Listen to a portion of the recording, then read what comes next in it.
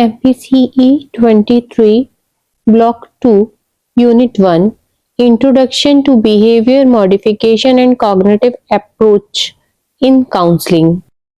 1. Introduction.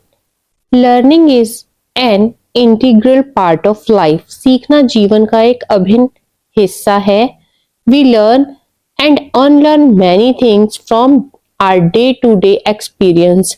हम अपने रोजमर्रा के अनुभवों से कई बातें सीखते और भूलते रहते हैं.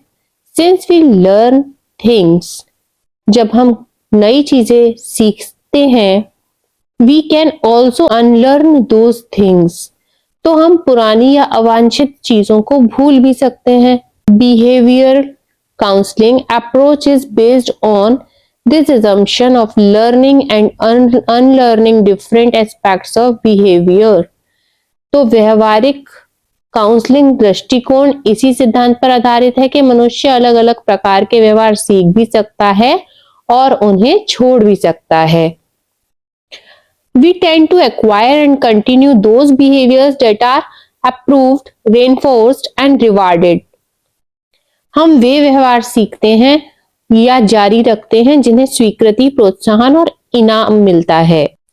Whereas behavior that is not approved or considered undesirable tend to disappear.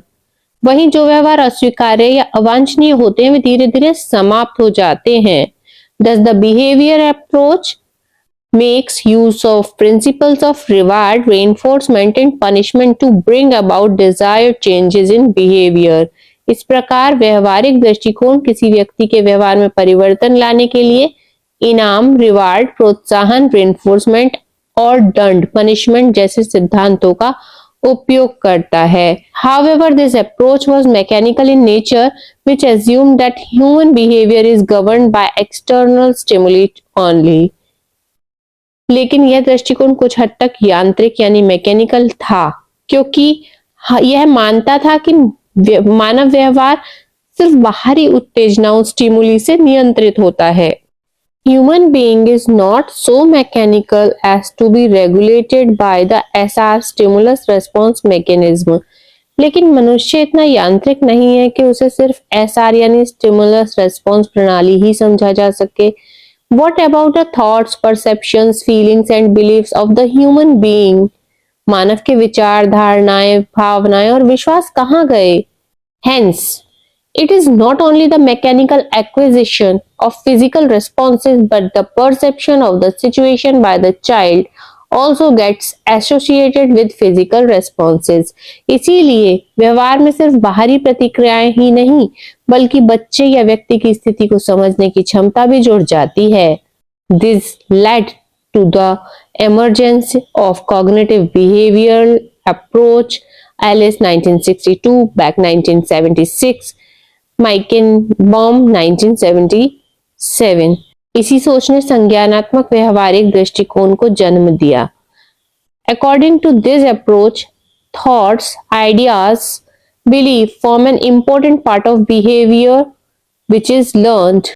इस दृष्टिकोण के अनुसार विचार, मान्यताएं और विश्वास भी सीखे जाते हैं और ये व्यवहार का महत्वपूर्ण हिस्सा है. The behavior view ignored the subjective experiences of the individual. व्यवहारिक दृष्टिकोण व्यक्ति के आंतरिक अनुभवों को अनदेखा करता था. The individual was seen as passive human beings having no free will of their own. और उसे एक निष्क्रिय इकाई मानता था जिस पर उसकी अपनी स्वतंत्र इच्छा का कोई प्रभाव नहीं होता.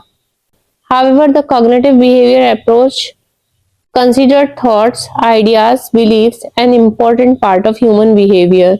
लेकिन संज्ञानात्मक व्यवहारिक दृष्टिकोण ने विचारों और विश्वासों को मानव व्यवहार की मूल धुरी माना.